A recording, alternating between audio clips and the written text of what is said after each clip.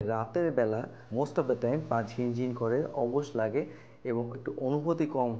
আসসালামু আলাইকুম, আমি doctor Mohammad Iftekhar Alam, orthopaedic and trauma surgeon. আজকে যে টপিকসটা নিয়ে কথা বলবো সেটা হচ্ছে কি, খুব কমন একটি রিলেটেড প্রবলেম, যেটা বেশিরভাগ পেশেন্টই আমাদের কাছে কোশ্চেন করে যে রাতের বেলা মোস্ট অফ দ্য টাইম পা ঝিনঝিন করে, অবশ লাগে এবং একটু অনুভূতি কম হয় এবং রাতে ঘুম ভেঙে যায়। এই সমস্যাটা কী জন্য বা কেন? পেশেন্টটা আমাদের কাছে এসে যেই এক্সপ্লেনেশনটা দেয়, যেই ব্যাখ্যাটা আমাদের কাছে দেয়, যে ঝিনঝিন করে, পা কামড়ায়, পা চিপায় এবং হচ্ছে গিয়ে পা কোনো কিছুতে বেঁধে রাখতে হয়, এতটা সমস্যা হয়, এতটা কষ্ট হয় পেশেন্টের।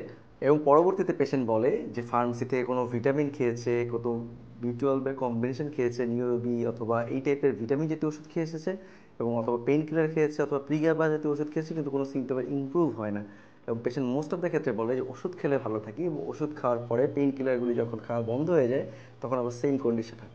এর এক্সাক্ট এটিওলজিটা যদি না জানা যায় তাহলে কিন্তু এর রেমেডি বা প্রতিকার বা ট্রিটমেন্ট কোনোটাই কিন্তু আসলে প্রপারলি হবে না। তো কারো যদি এরকম সমস্যা হয় যে হাত পা চিবায়, কামড়ায় অথবা হচ্ছে কি ব্যথা করে, রাতের বেলা অনেক বেশি ব্যথা, অনেক ক্রাম্পিং পেইন, সেক্ষেত্রে কিন্তু এক্সাক্ট এটিওলজিটা আপনাকে জানতে হবে। যদি আপনার পায়ে রক্ত চলাচল স্বাভাবিক না থাকে এবং স্বাভাবিক থেকে কম থাকে, সেক্ষেত্রে কিন্তু আপনার পায়ে ঝিনঝিনের একটা অনুভূতি থাকতে পারে। দ্বিতীয়ত, আপনার যদি ডায়াবেটিক্সের সমস্যা থাকে, পেরিফেরাল নিউরোপ্যাথিজনিত সমস্যা থাকে, সেক্ষেত্রে কিন্তু আপনার পায়ে ঝিনঝিনি অনুভূতি থাকতে পারে। এছাড়া থাইরয়েডের সমস্যা, কিডনির সমস্যা অথবা হচ্ছে পিএলআইডি অথবা প্রোলাপস লাম্বার ইন্টারভার্টিব্রাল ডিস্ক আমরা যেটাকে বলি, সেক্ষেত্রেও কিন্তু আপনার এই ঝিনঝিন বা অবশ অনুভূতিটা থাকে। কিছু কিছু ক্ষেত্রে ম্যাগনেসিয়ামের ডেফিসিয়েন্সি, ভিটামিন বি12 ডেফিসিয়েন্সি এবং বিভিন্ন কারণে কিন্তু আপনার এই যে কমপ্লেইনটা সেটা কিন্তু হয়ে থাকে। সো প্রপারলি যদি আপনার ডায়াগনোসিস না হয়, প্রপারলি কিন্তু আপনার ট্রিটমেন্ট করা সম্ভব নয়।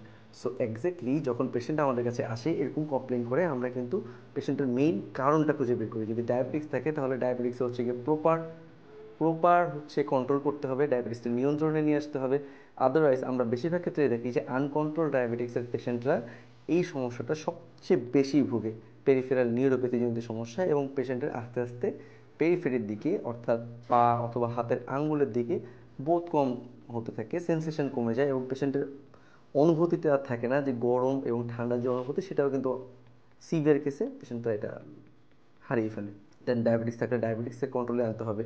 যদি ভাস্কুলার ইনসাফিসিয়েন্সি থাকে, যদি রক্ত চলাচল স্বাভাবিক না থাকে, সেক্ষেত্রে সেটার প্রতিকার করতে হবে।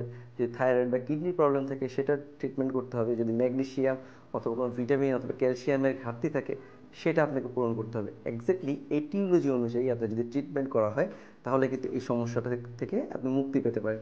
আদারওয়াইজ আপনি যদি ব্যথার ওষুধ অথবা ভিটামিন কোনো এটিওলজির কারণ খুঁজে না বের করে খেতে থাকেন দীর্ঘদিন ধরে, তাহলে কিন্তু এই প্রবলেমটা চিরস্থায়ী সমাধান কখনোই হবে না। সো এক্সাক্ট কারণ জেনে এক্সাক্ট ট্রিটমেন্টটা করে কিন্তু এই সমস্যাটার প্রতিকার করাটা হচ্ছে কি আপনার মেইন ফান্ডামেন্টাল কাজ। দেন আপনি হচ্ছে এক্সাক্ট কারণটা জেনে গেলে এর চিকিৎসাটা করাটা খুবই সহজ হবে এবং হচ্ছে গিয়ে আর কোনো প্রবলেমই থাকবে না।